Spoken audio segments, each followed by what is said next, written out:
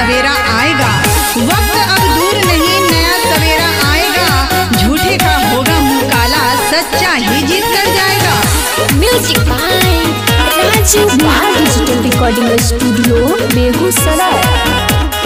गहुआ के नेता नहीं बेटी बनियनी, दे दाई आशीर्वाद चाची सिरवा झुकैनी, दे दाई आशीर्वाद चाची सिरवा झुकैनी।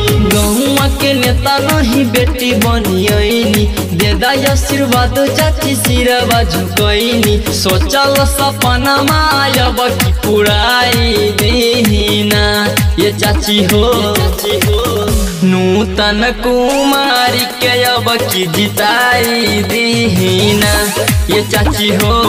इनका के पंचायत समिति बनाई दीना ये चाची हो, चाची हो।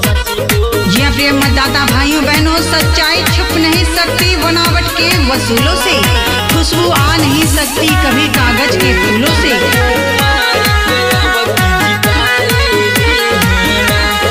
अपन पंचायत गाँव में करी है पूरा विकास, साथ दी है दुख और सुखावा में एक बार करी विश्वास, एक बार करी विश्वास। Recording by Neha studio.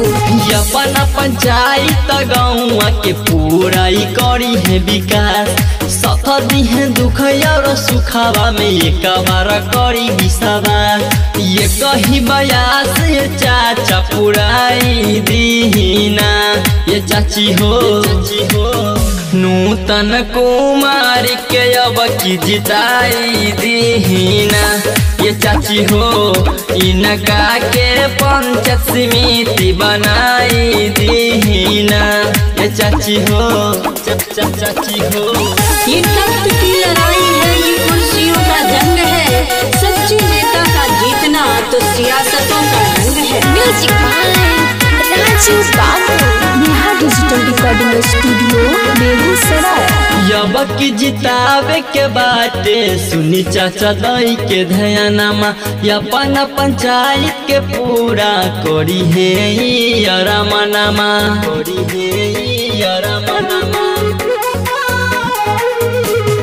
यब की जितावे के बाटे सुनी चाचा दाई के ध्यानमा, अपन पंचायत के पूरा करी है रमनमा।